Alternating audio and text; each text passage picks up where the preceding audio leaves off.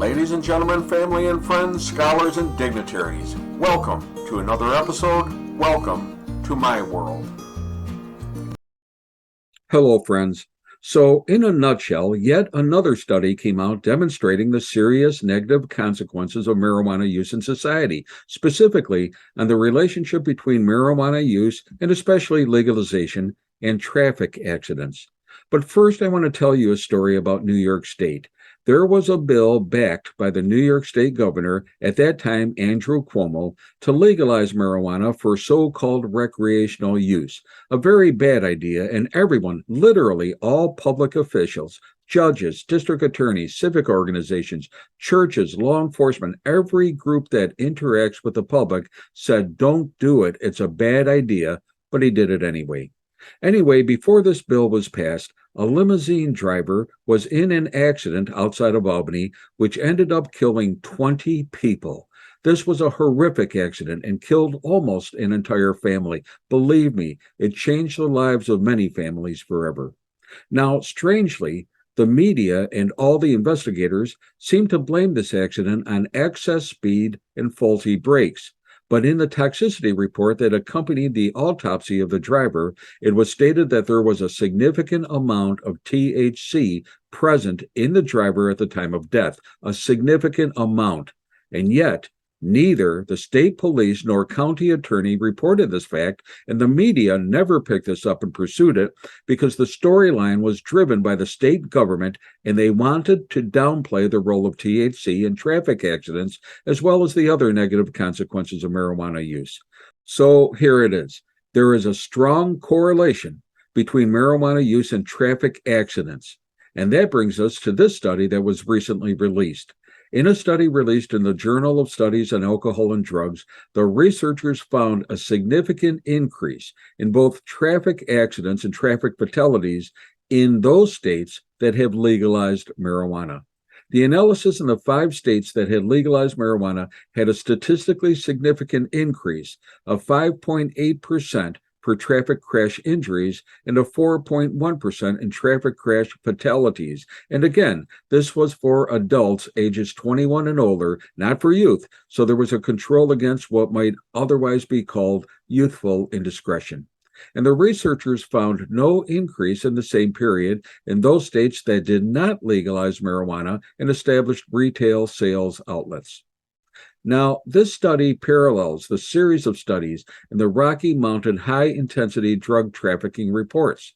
In their latest report from Colorado, they show that almost 1 in every 4 traffic fatalities was related to marijuana use. And this doesn't just include drivers, but also pedestrians, passengers, and even bicyclists.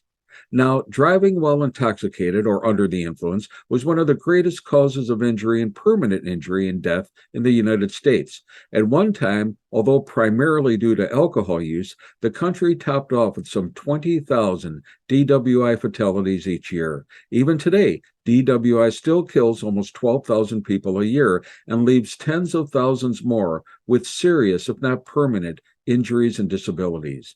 But through all of our efforts, we have saved tens of thousands of lives and hundreds of thousands of serious and permanent injuries and disabilities. But according to the National Highway Traffic Safety Administration, we brought down fatal car accidents involving alcohol in 2019 to the lowest levels since 1982. But as more and more states legalize cannabis use, we're seeing a resurgence of both DWI accidents and DWI fatalities, and no one is paying attention.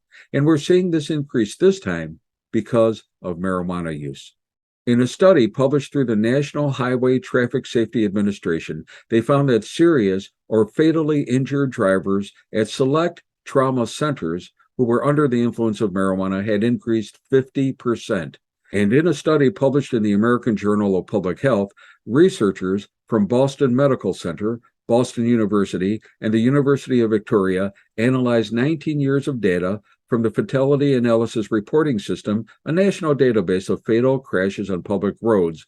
And they found that from 2000 to 2018, the percentage of crash deaths involving cannabis increased from 9% to 21.5%, and the percentage of deaths involving cannabis and alcohol also more than doubled from 4.8% to 10.3%.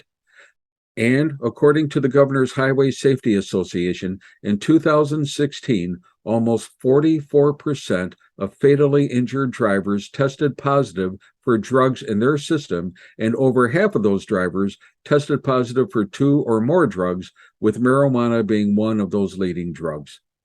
And according to a report by Mothers Against Drunk Driving, almost 1 in 8 people surveyed stated that they had driven while under the influence of marijuana. Aside from alcohol, cannabis is the most frequently detected drug in drivers who are involved in collisions, and that finding is growing, and that is a very dangerous trend for all of us. Hey, be safe, be well, and stay clean and sober, and may God bless.